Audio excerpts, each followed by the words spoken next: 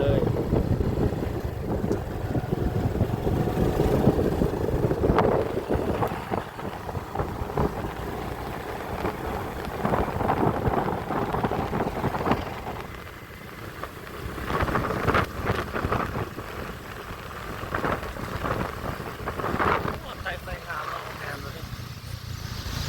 เขาขอทราบโอ้มาทางนี้เจอรถติดเลย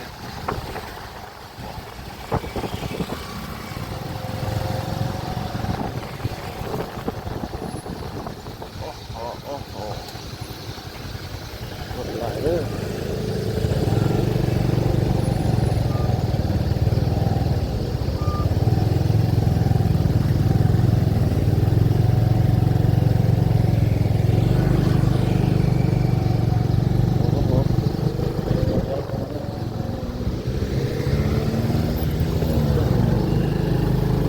ทางนั้นรถติดเนาะ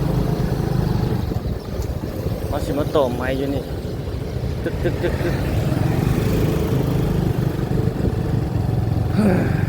ส่วนปัญญาจะฟังโอ้ทางนั้นเพิ่นเลวหลายแบบนั้นนะเด้แบ่งในโอ้ทางนี้รถติดหลายนี่เลี้ยวทางรถเมล์ด่วนพี่อาทิตย์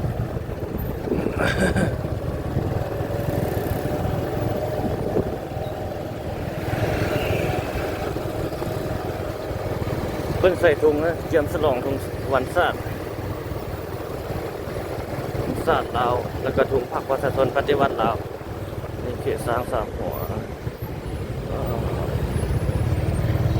โอ้รถติดไว้ลงไปทางนั้นเมื่อกี้เราไปทางสนามบินก็ติดนี่เลยทุกคนว่ากลับนะรถติดหลายโอ้รถจักรนะสิ่งร้อย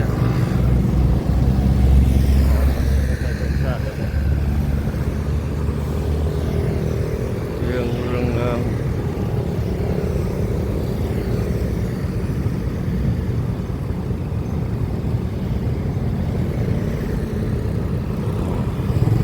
เอาลงไปเปิดคลิปทางร่มคนเนาะเปิดที่นี่ต่อไม้ก็เปิดมาที่พุ่นละแต่ยังบ่ได้ทักทายเดี๋ยวต่อเอาเสียงหน้าจอนี่ขึ้นโอเคแจ้งคนเก่าวันนี้ที่มันส่งมืดๆเนาะสำนี่บอกสำนี่ว่าสบายดีตอนแรงทุกคน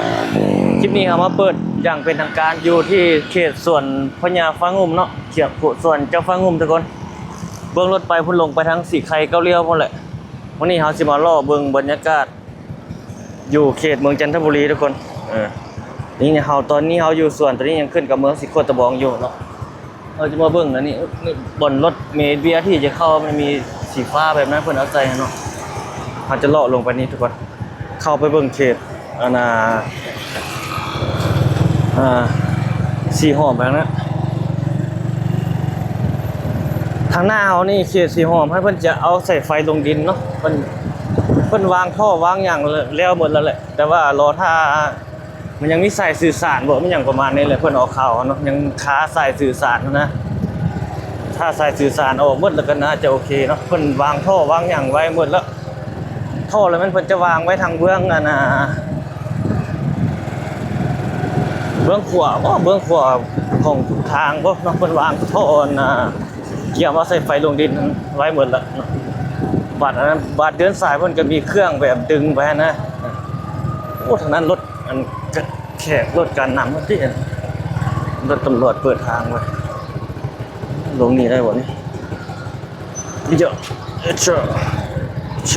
ลงนี่เข้าไปทางสีหอมเนาะโอ้รถหลายไปตอนแรงมาแล้ว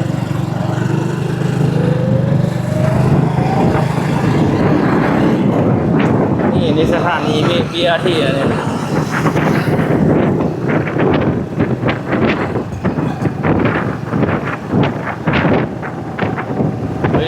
ที่ลาวเอาว่าสิเกี้ยวลงไปฮอดตลาดหนองจันเท่าไหร่เมื่อนี้นะตามเอาพาเบิ่งการสัญจรตลาดบัวดินนะไปอัปเดตเบิ่งนะ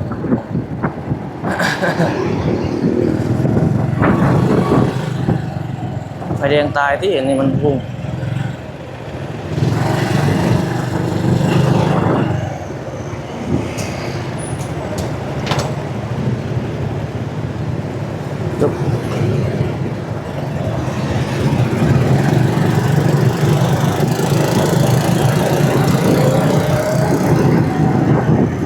BRT เข้านี่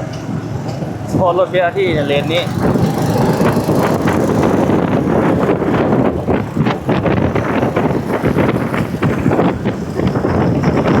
BRT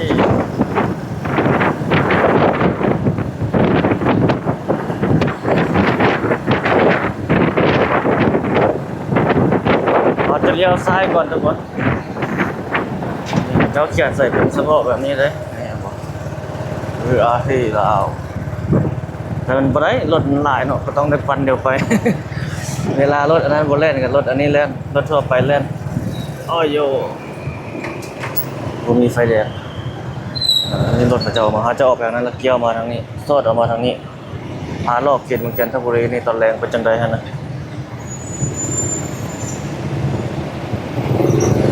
ขาเดียวไฟแดงมันเท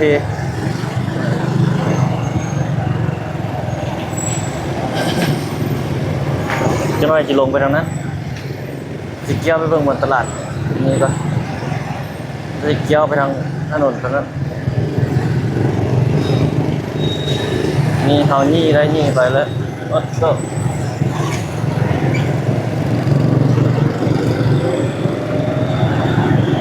โอ้รถเราควันเนาะ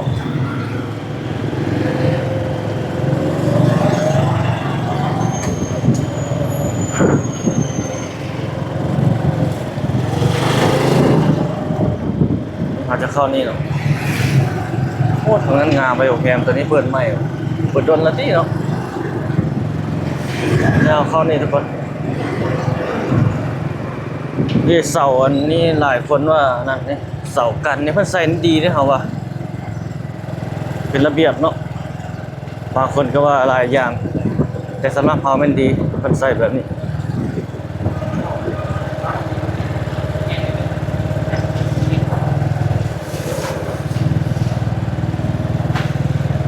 พารอบเบิ่งบรรยากาศยามแลงเวียงจันทน์บ้านเฮา มีเขตตลาดสีหอมเขตตลาดกลางคืนอันนี้เฮ็ดเป็นบ่อนจอดรถแบบนี้เยอะมากโอ้นี่ได้ขายดีเนาะ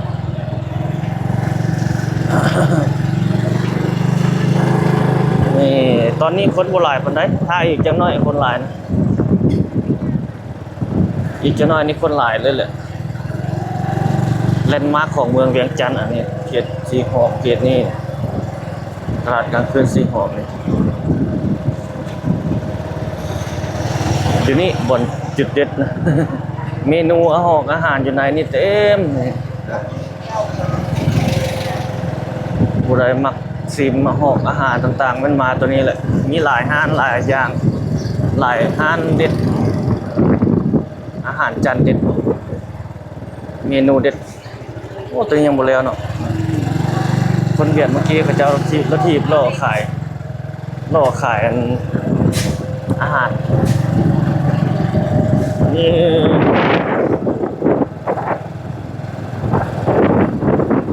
เขตแลนด์มาร์คเวียงจันทน์ประมาณนี้แหละ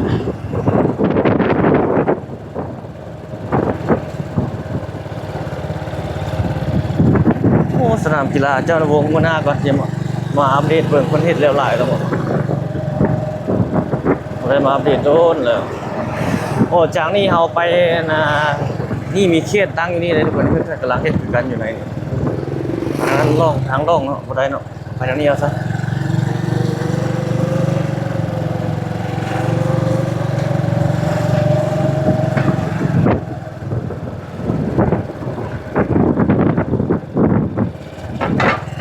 เดี๋ยวทุกคนตัวนี้เพิ่นกำลังเฮ็ดอยู่นี่น่าจะเป็นตึกอาคารสูงได้ตัวนี้ก็ได้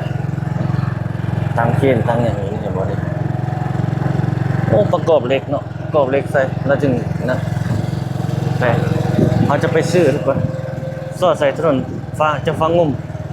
แล้วก็สอดเกี่ยวลงมาทางนี้จะน้อยลงมาทางนี้โอ้รถมาหลายเลยนักท่องเที่ยวเพิ่นก็ย่างรออยู่ตามนี้ใส่แบบนี้ดีเนาะบางคนว่าบ่ดีนี่อันนี้เพิ่นก็ใส่แบบนี้แม่นบ่เป็นแบบนี้นะเอาว่าดีเป็นระเบียบดีกันเพื่อความปลอดภัยของนักท่องเที่ยวอีกเขตนี้มันมีแต่นักท่องเที่ยวได้คนมาโหลดนี่เสาไฟนี่เพิ่นกำลังเจียวลงกันนี่สายไฟนี่นะ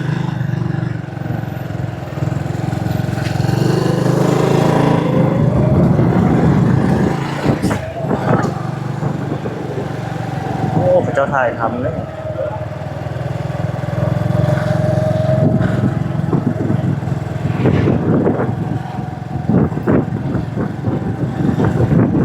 แลนด์มาร์คเมืองเวียงจันทร์ตัวที่ประเทศใหม่พูดเป็นจังใส่เสาเล็กเขตเต้าเก้านี่มันก็บ่ได้ใส่ดอกมีศูนย์กลางสหพันธ์แม่ยังลาวไอ้สอดออกมานี่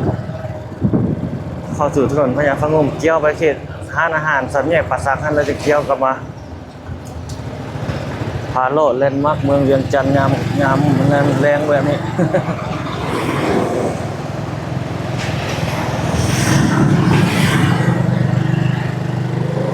รถจักรจอดหลายไว้อยู่เบื้องนั้นขวามือเฮานี่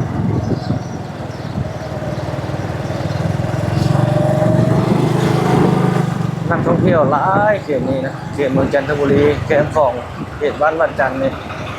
ทั้งภายในและต่างประเทศจุดเล่นมากก็คือส่วนเจ้านวงนี่แหละเจ้ามาเล่นมาเที่ยวเนาะ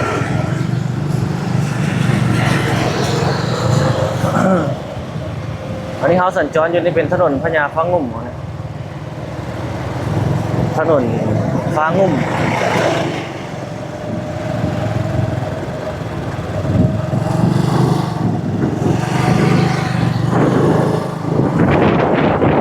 หาล่อที่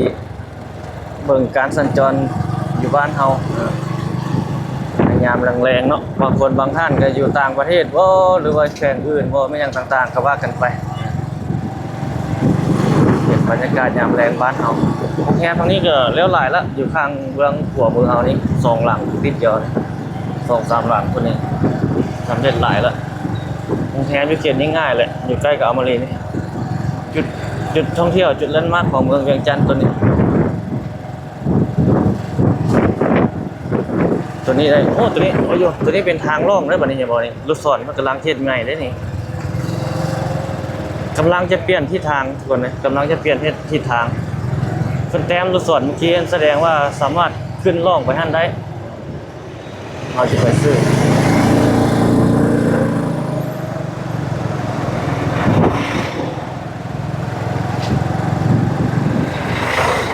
โอ้ตัวนี้มาร์กออกแล้วตัวนี้นะนี่บอลนี่มาร์กออกแล้วมาร์กออกแล้วเนาะหมดเก่าสินะบอกจุดนี้มันมาร์กออกแบบนี้แหละแต่ก่อนในประเทศนี้เกี่ยวไปจนทอดพุนเนาะตลอดพัดเกี่ยวลงทางนี้เกี่ยวลงนี้ไปตัวนี้เอามาถ่ายมื้อนั้นน่ะบ่อันนี้เพิ่นมาร์กออกคืนแล้วก็ปรับปรุงขึ้นใหม่จงนี้คือเก่าเนาะรถสามารถเล่นให้แล้วก็สอดออกคนได้คือเก่าปรับปรุงขึ้นใหม่แล้วนี่แหละทุกคนข้อแตกต่างการปรับปรุงให้มันเหมาะสมนะหลายเส้นหลายอย่างในเส้นทางในเวียงจันทร์เฮานี่มีการปรับปรุงหลายอย่างเนาะส่วนประเทศรถเมล์ BRT มานี่นะประเทศปรับปรุงแบบนั้นเดียวนี่ได้บ่มีวงเวียนแต่ว่ายังหมดแล้วเท่านี้สามารถล่องไปหั่นได้แล้วได้แบบนี้ประเทศอันนั้นลูกศรไปทางนั้นดีทางนี้น่าจะขึ้นอย่างเดียวทางนี้นี่บ่ลูกศร3ลูกศร4อยู่นี่จะล่องมาลูกทางนั้นมาบ่ได้แล้วบัดนี้ต่อไปนะต้องได้เบิ่งอันป้ายจราจรเป็นอย่างดีๆต่อไปนะเพราะว่าเส้นทางในหลายจุดในเวียงจันทร์นี่มีการปรับปรุงขึ้นเดี๋ยวเอาแผนที่ที่มันลงข่าวให้ทุกท่านได้เบิ่งเนาะจะมีแบบเส้นทางเปลี่ยนทิศทางการเดินรถในเวียงจันทร์หลายจุดอยู่คือบนเฮามานี่จะล่องมาทางนั้นบ่ได้เอาเบิ่งเมื่อกี้นะเป็นลูกศรแบบนี้เห็นบ่นี่ลูกศรนี่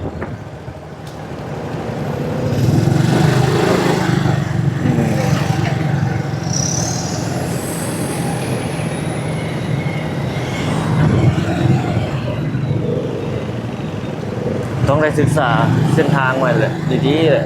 เบียร์ที่อะไรนะเขียวในเบียร์ที่ผ่าน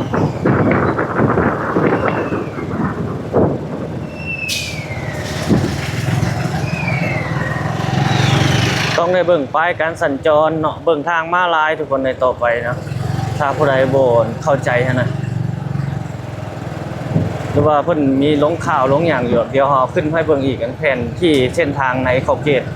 ตัวเมืองนครหลวงจันทน์นะเพิ่นเปลี่ยนที่ทางเดินรถนะเปลี่ยนเส้นทางการสัญจรของรถอันนี้เขาอยู่ถนนสิทธาธิราชอันนี้นะมุ่งหน้าลงทางน้ำพุเนาะ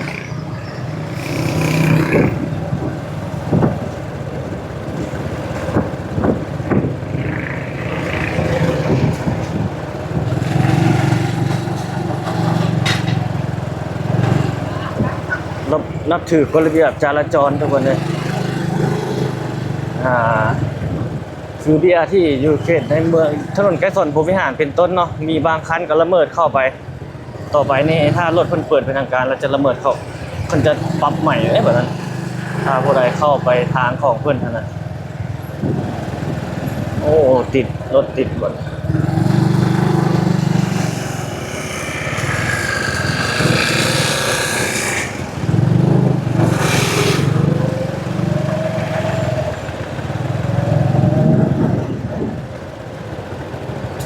โอ้นี่เห็นใหม่กำลังปรับปรุงใหม่เนาะ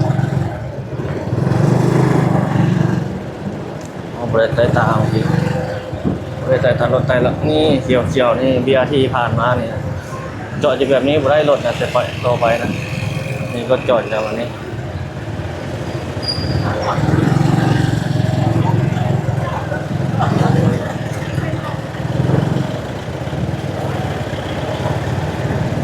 ส่วน สิเข้าใจอีกเลยวันนั้นเนาะประเทศปรับใหม่ละ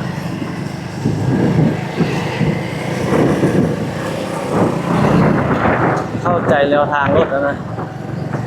มีเบียร์ที่ผ่านมาอีกหลายจุดหลายบอนก็มีการปรับปรุงทิศทางไปทางขึ้นทางลงเป็นต้นนี่เพิ่นปรับปรุงได้ทุกคนเนี่ยทอดส่วนน้ำพูดอันต้องได้เบิ่งเส้นทางให้มันดีๆศึกษาละเอียดคนเลยสังเกต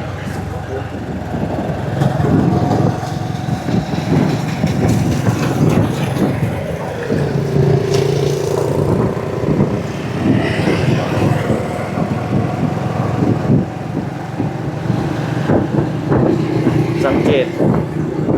ป้ายจราจรทางม้าลายนี่ใส่ไฟแดงอย่างนี้เนาะจึกใส่ใหม่เด้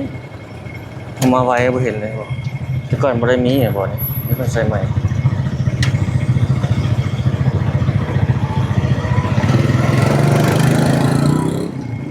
แต่ว่าทางนี่ก็ยังบ่เต็ม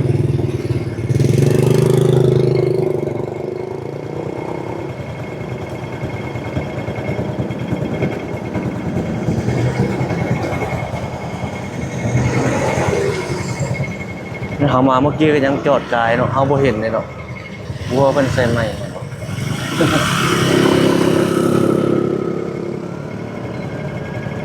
แต่ก่อนมีแต่ตัวทางหน้าเขาฮะแล้วยังมาตอนนี้ปัญหากับใส่ใหม่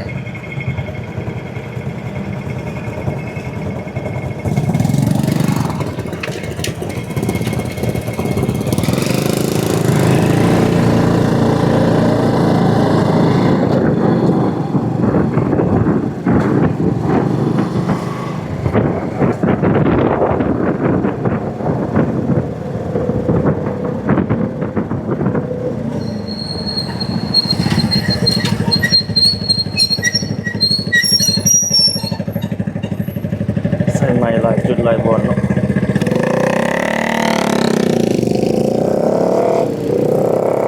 โอ้ข้ามเลยหน้าประตูใส่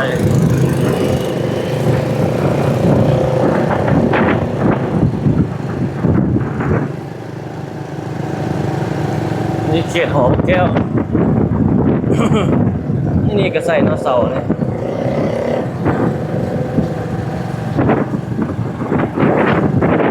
ยังไม่ได้ใส่เลยนี่ประเทศโอ้ระเบียที่เลี้ยวไปทางนั้นเบียที่มีไฟแดงยังบ่มีตัวนี้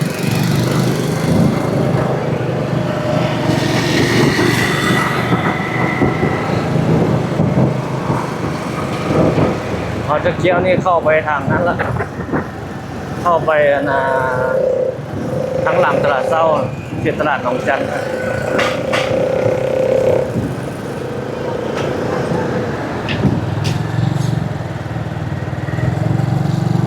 แต้มใหม่อันนี้เขตในเมืองนี่เป็นแต้มใหม่นี่ตึกอาคารเก่านี่เขาจะเห็นเป็นห้างกับพวกกาแฟข้าวฟอกคาเฟ่เป็นอย่างประมาณนี้บ่นี่นี่แยกแบบนี้ต้องได้ใส่แบบนี้เนาะทุกคน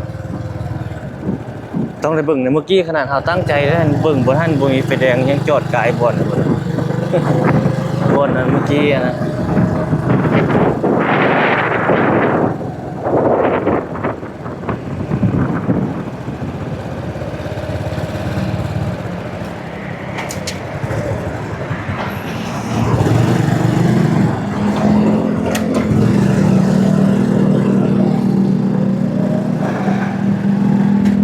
นี่ก็มีตึกเพชรใหม่อยู่เบื้องกันนะเฮาในเบื้องขวามือสังกะสีสีฟ้า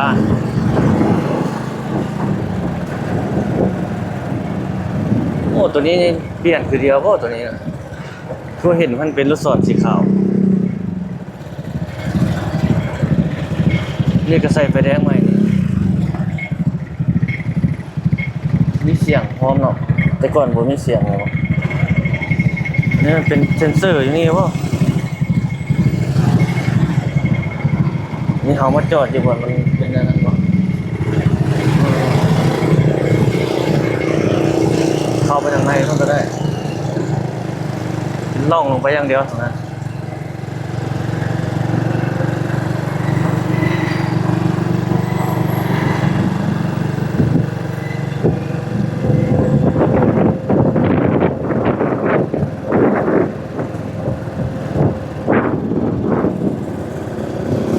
โอ้จนมาฮอดแถวนี้จนค่ำ เขาออกมาคิดว่ายังสิบค่ำ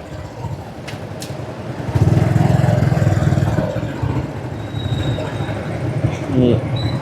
เพิ่งรถมาจะมาจากถนนคูเวียง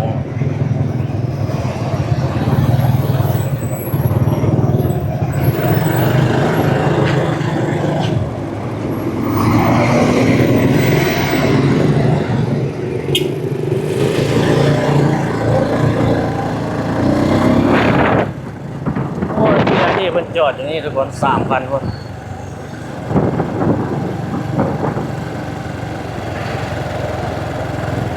น่าจะจอดเรื่องช่วงมันโอ้หลายคันได้จอดอยู่นี่เพิ่นมาโฮมด้วยนี่เนาะอ๋อหลายคันเลย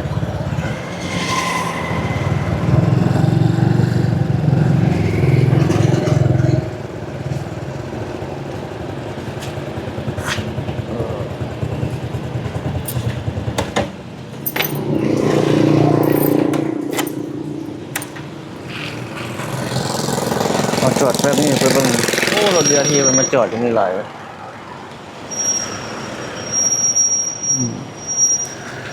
คนน่าจะเล่นสวยมันมีจักรคันนี่จอดฮะ4 5โอ้เป็น10กิโล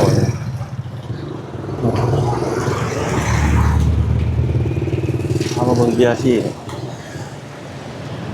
ตัวนี้สถานีใหญ่เลยตัวนี้นะโอ้ยจอดหลายคันเนาะเรือที่ลาว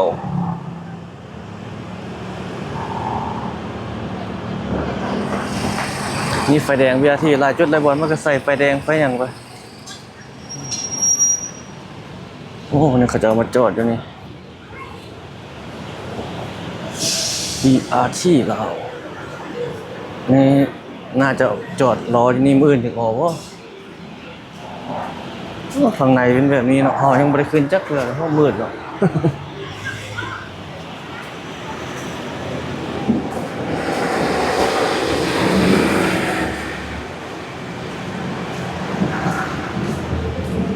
BRT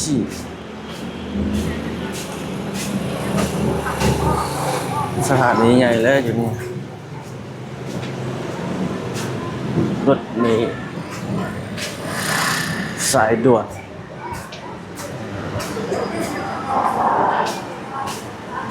BRT ลาว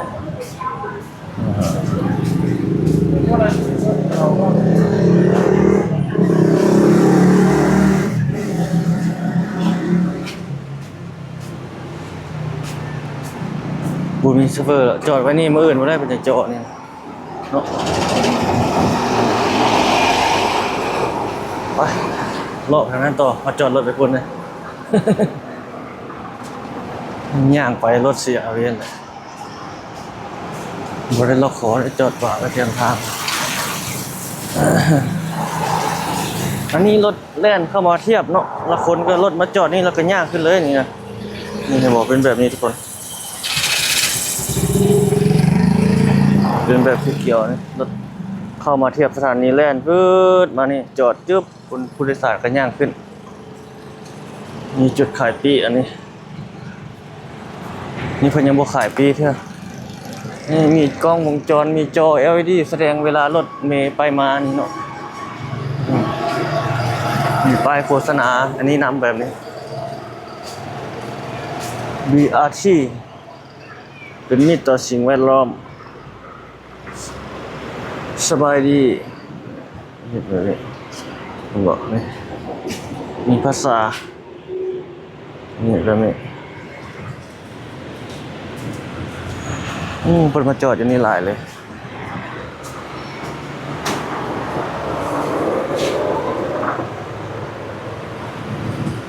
ว่องไว BRT มามีการปรับปรุงหลายอย่างเนาะไปเข้าไปแล้วทุกคนบัดนี้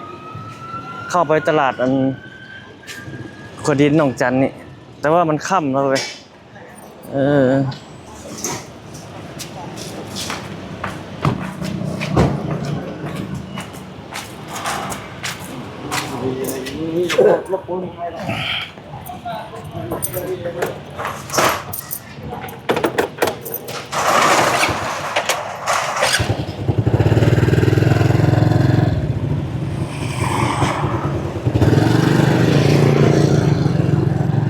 จอดเรียนยังหน่อยเลย BRT ลาว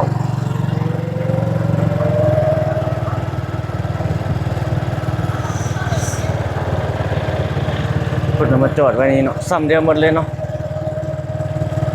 คันหนึ่งเท่าไหร่ก็300,000ปลายดอลลาร์คนเราเขาเห็นเนาะเข้านี่แล้วทุกคนนี่บอกโอ้มืดปิดแล้วหลายห้านหลายอย่างกับปิดหมดแล้วเนาะ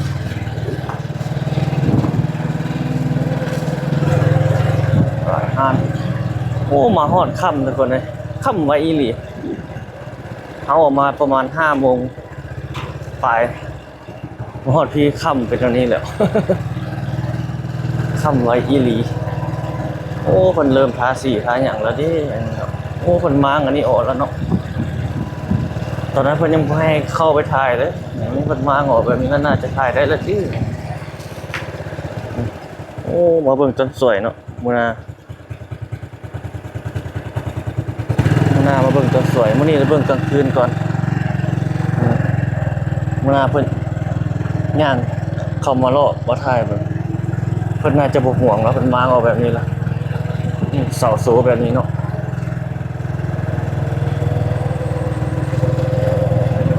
แต่ก่อนทั้งบ่ให้ทายยังก่อสร้างอยู่เพิ่นบ่ให้เฮาเข้าไปถ่ายด้านในนะกลางคืนเขาเจ้ากำลังเฮ็ดอยู่ทางในก็ได้ยินเสียงเขาเจ้าเฮ็ด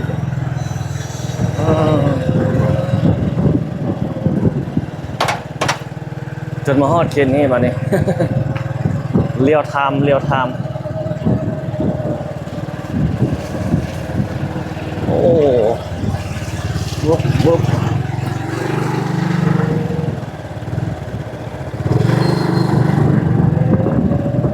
ด้านหลังของศูนย์การค้า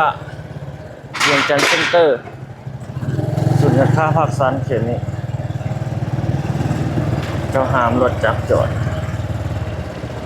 บรรยากาศในเขตนี้บรรยากาศในยามแรงๆ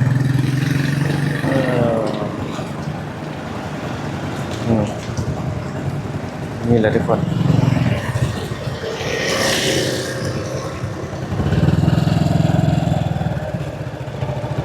นี่เขาเจ้าเฮ็ดตู้เพื่ออย่างนั่งกินห้องอาหารนั่นเด้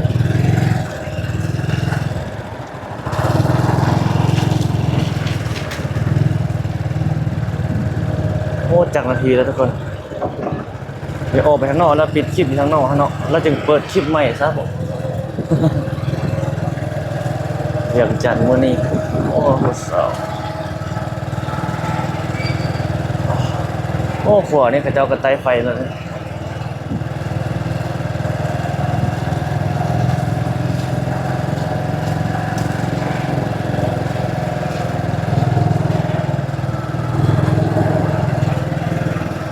โอ้รถหลายเลยทางนี้ก็ได้ยาวหมด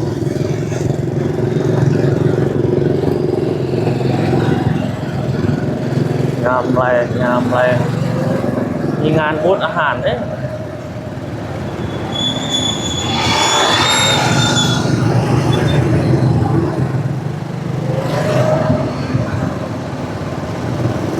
เขตศูนย์ค้าการค้าเวียงจันทร์เซ็นเตอร์ภาคสันเขตนี้โอ้รถหลายเลยถนนคูเวียง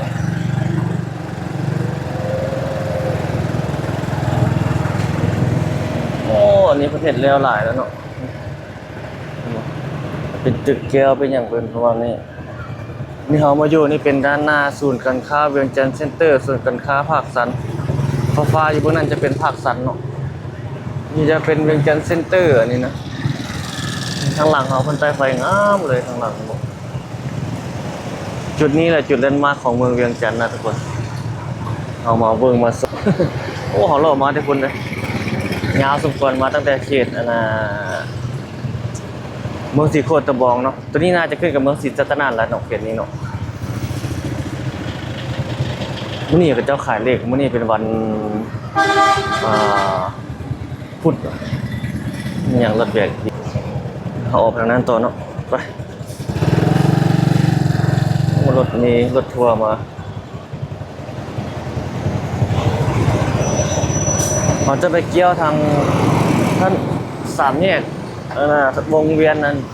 ภูเวียงแล้วเกี่ยวลงไปถนนดงปลานฟ้าเบิ่งนะทุกคนรถมาหลาย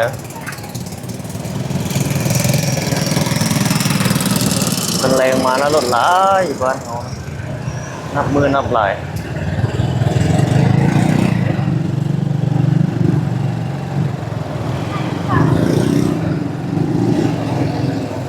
แลนด์มาร์คเมื่อนาสิเข้ามาล่อเบิ่งศูนย์การค้า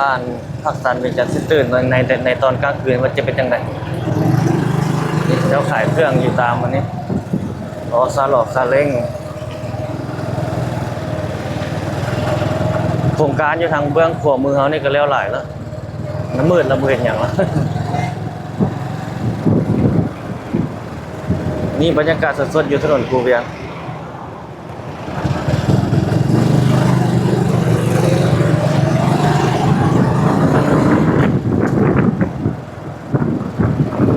เบิ่งรถมาจอดนั่นก็หลายเลยเบิ่งนั้นเบิ่งราคาผักสันฮะจะมาเล่นมาเที่ยวมาอย่างนะ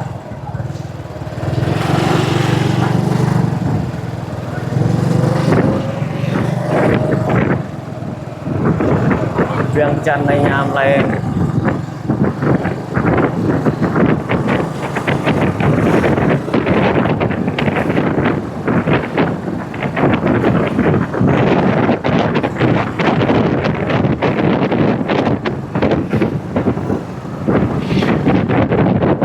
พนักงานนะเขาจะหาเรื่องเรียกมา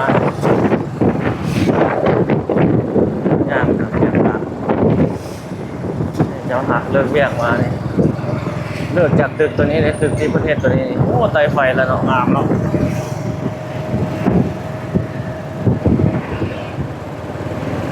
ตึกนี่คันท่าเป็นคนจีนเฮ็ดมีหุ้นส่วนแบบเป็นตึกแบบนั้นเขาเจ้ามักไตไฟ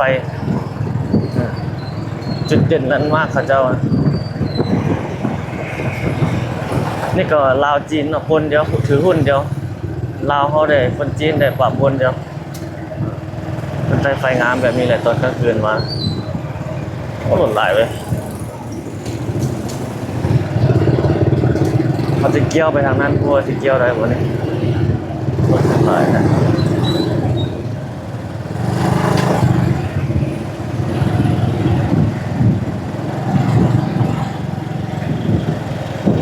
มันได้ไปเกี่ยวอยู่ทุกคนเนาะ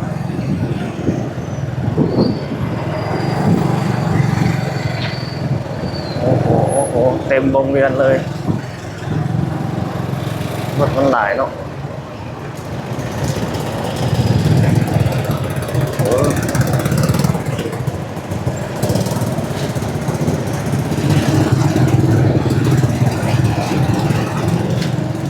รถเหลือทาง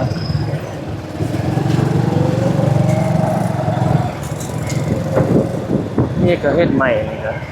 ผมว่าเว้ยเห็นใหม่เห็นอ้อมดนแล้วเนาะยังบ่เฮ็ดเทื่อ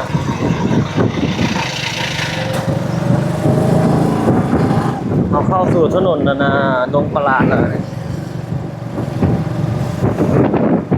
ดงประหลาดนี่ทาง3 แยกข้างหน้านี่เขาเลี้ยวจะโตใส่ดงปลายนาเนี่ย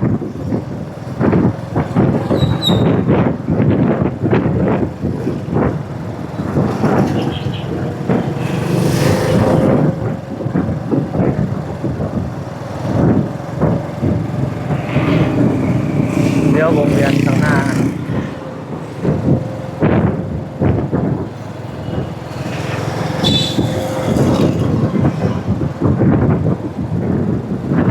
อาจจะเลี้ยวขึ้นไปทางดงปลาณเนาะอาจจะโบเลี้ยวไปทางดงปลายนาเอาไว้มุ่งหน้าจะไปทางดงปลายนาไปทางนั้นดงปลายนาซอดใส่พวกแหละถนนกำแพงเมืองพวกแหละ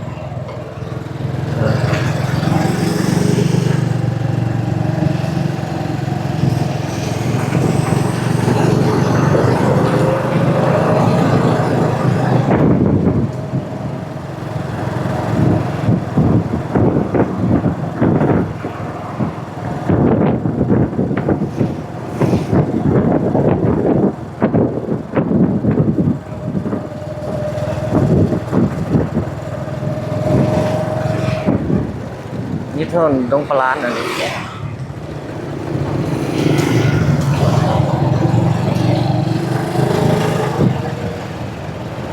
ถนนดงปลาณ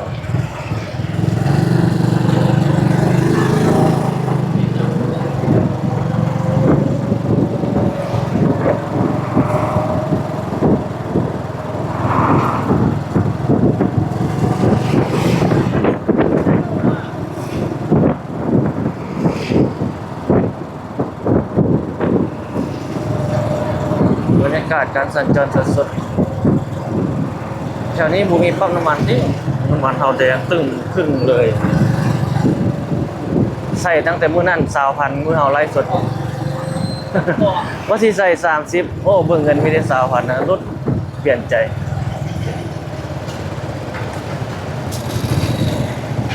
ด้านหน้า BC จะมีนั่นบ่งั้นเจมากยี่มากบ่เจมากมีดีมากเลยมีเจมากเลยรถข้างหน้านี่หรูเลยรถอันนี้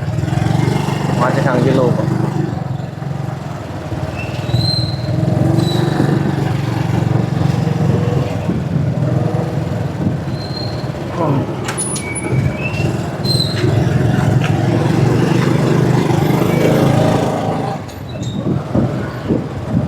รถหลายเนาะ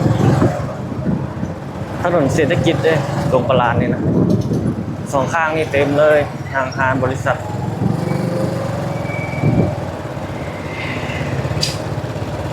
โอ้รถติดทางนี้หลายมันนี่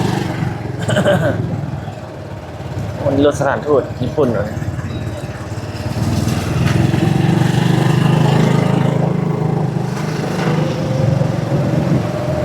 เกาหลีวันญี่ปุ่นเกาหลีเนาะวันญี่ปุ่น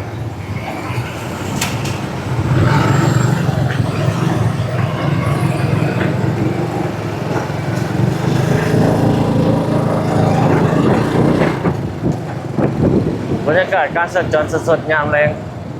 อัปเดตการสัญจรในวันนี้โอ้บนนั้นทางแนมเห็นตึกกันนะวันนี้เพิ่งกลางเฮ็ดอยู่ได้ยังบ่แล้วไงของน้ำเนี่ยอัปเดตการสัญจรยามแรงเวียงจันทร์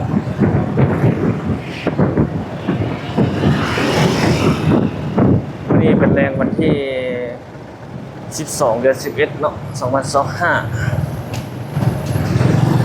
โอ้นี่เป็นการเห็นใหม่เกิดอาคาร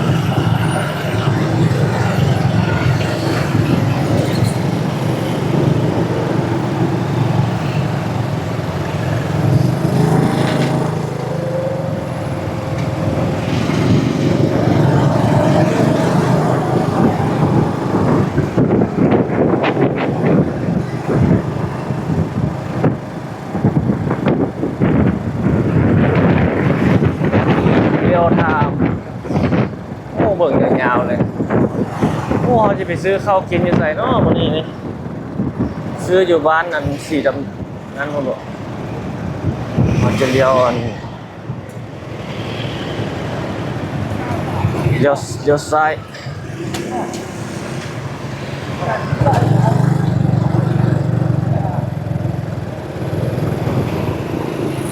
มันใส่ใหม่แต่ก่อนบ่ได้มีอันนี้เนาะแถวนี้นี่ไอ้ทอกไอ้ที่โทรศัพท์หลายข้างหลังเอาผ่านมาเบื้องหน้าเป็นสัตว์ฝุ่นตัวนี้เขาเอิ้นสีแยกไฟแดงท่าฝุ่นหมดตัวนี้หรือว่าสีแยกไฟแดงตรงปลานจอ LD มันโฆษณาสีเกมเรียงจันเกมเกี่ยวแล้วเราจะเลี้ยวซ้ายเด้อ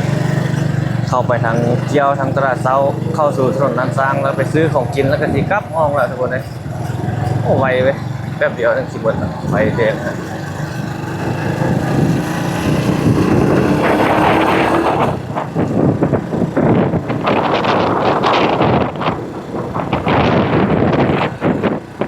โอ้เบียร์ที่ยังจอดอยู่นี่เลย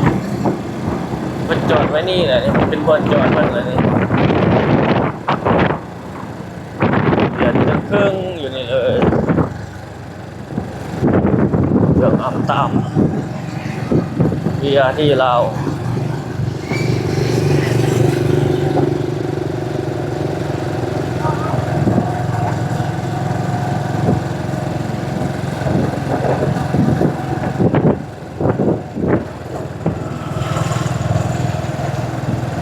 เพิ่นเล่นฟรีอยู่ซ่องนี้เล่นฟรีเลยฝึกให้พนักงานขับรถมีความลึงเคยกับรถเด้เนาะก่อนที่จะเปิดนำไซต์ตัวจริงแบบเปิดวิธีทางการนะถ้าทางเลี้ยวพวกนี้ก็จะเปิดเป็นทางการนะแต่ว่าเล่นนั้นทดลองนี่ให้เล่นมาแต่โดนเติมแล้วช่วงถลวงเพื่อแกแล้วโอ้มาเล่นมาอย่างให้มวลชนได้ขึ้นได้ขี่แล้วนี่เข้ามาถนนลานซางอันนี้ไฟแดงอยู่บ้านเฮาเลี้ยวขวาได้แต่ต้องระมัดระวังเผื่อว่าเลยโอ้นกนอนหลายไปกิ๊กอยู่เบื้องนั่นนะนี่เฮามาในเขตถนนลานซางได้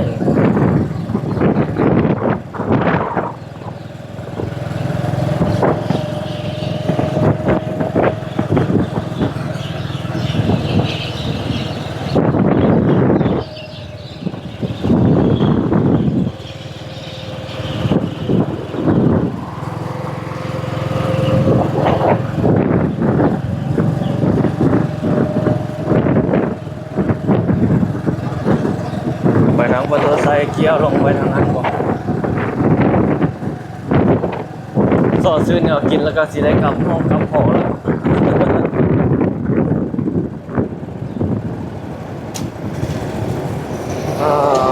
โอ้โหจัดแสดงตอนนี้ก็ประมาณจะงงแล้ว6 โมงไปแล้วธนาคารเนี่ยนี่ธนาคารเวียดวะธนาคารห่วมธนาคารหลายอยู่เขตนี้เนาะธนาคารแม่นกิจการในสุขซุ้มเบื้องนี้เบื้องรถจากข้ามมาเป็นจะไปเข้าไปทางถนนนั่นนู่นแหละถนนเป็นยังไงถนนขุดบุรมอ่ะถ้าทางนี้ออกมาทางดงปลานนี่ทางนี้ไปเวียดคุณหาเจอไหนไปนะ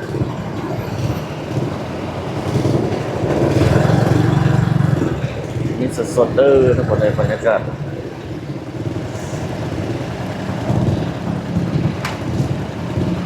จะข้ามทางมาบางครั้งก็จอดบ่ถือเนาะจอดเหยียบทางมาลองมาลาย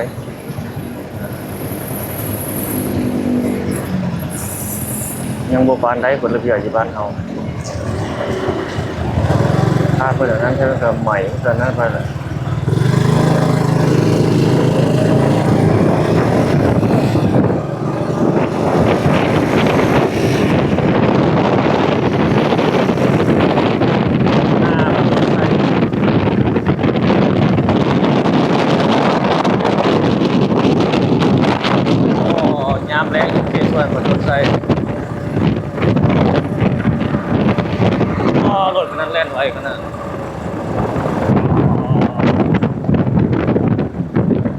แดงจอดไฟแดงรถตัวใส่เดียงจันยามค่ำคืน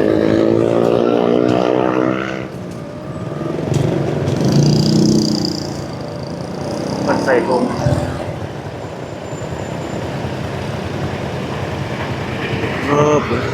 ทางนั้นสุดมันจะไม่ไป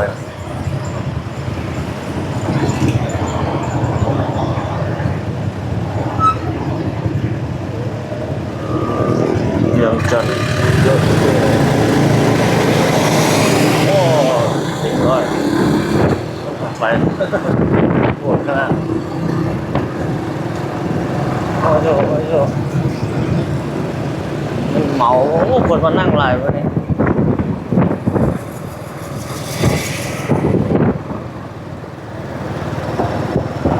จริงๆเขาเจ้าก็กำหนดความไวเลยการเล่นอยู่ตามทางนี่แต่บางคนก็ปฏิบัติได้บางคนก็ปฏิบัติไม่ได้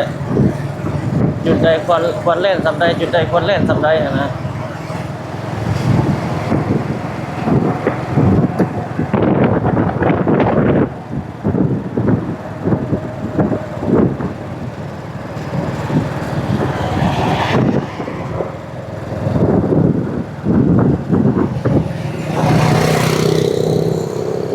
ที่โอ้ภาษาย่างอีกแล้วเกี่ยวไปทางนี้นึงเอาไปเกี่ยวทางหน้า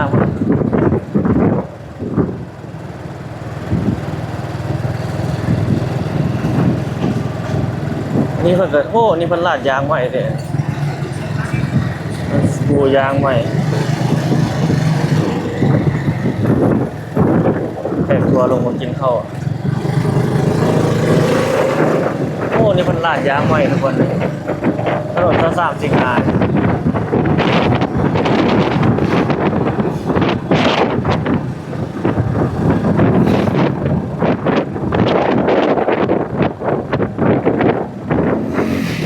ปูยางมาต่อยใหม่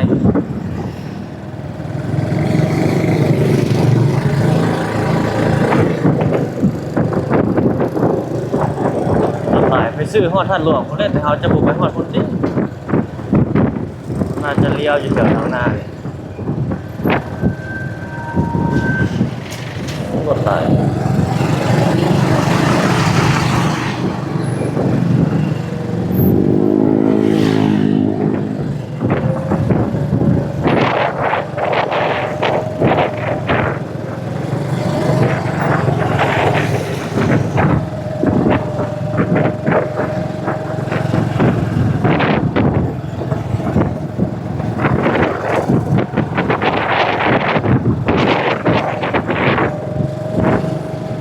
โอ้รถติดเลยมาเลยทางนี้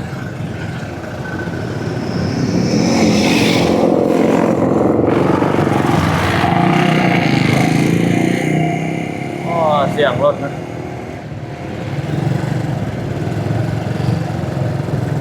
รถหลายแล้ว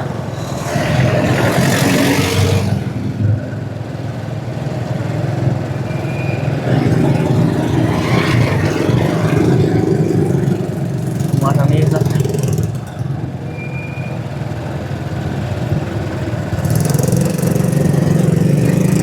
โอ้รถไหลเจ้ามาห้ามนักเรียนนี่แถวนี้บ่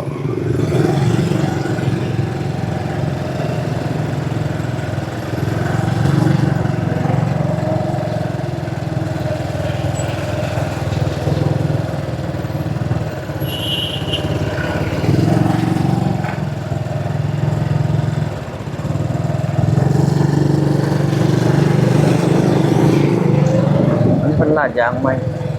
แต้มเส้นจราจรไหม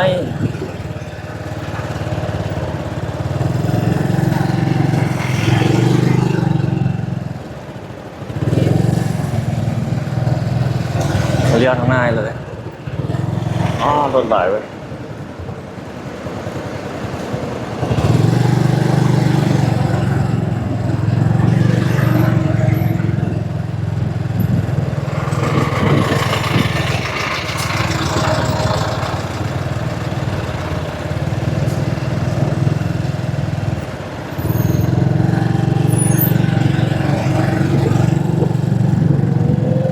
นี่ก็สกูใหม่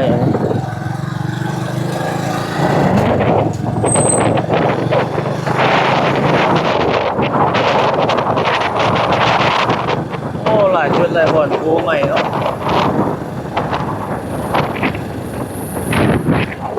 เส้นทางจราจร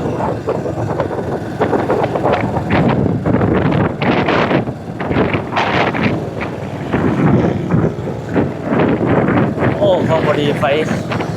เดี๋ยว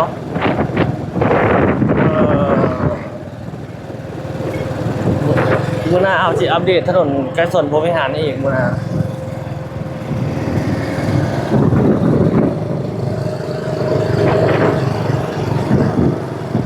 เข้ามาได้เข้าสู่ถนนอาเซียนแล้วเหรอเนี่ย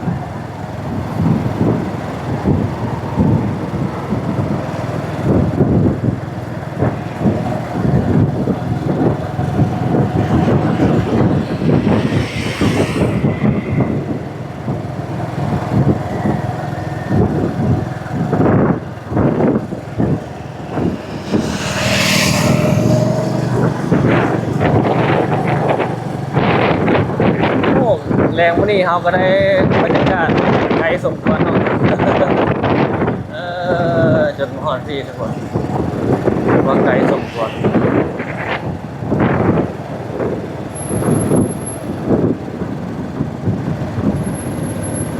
เดี๋ยวเข้าไปทางนี้เลยบัดนี้โอ้โ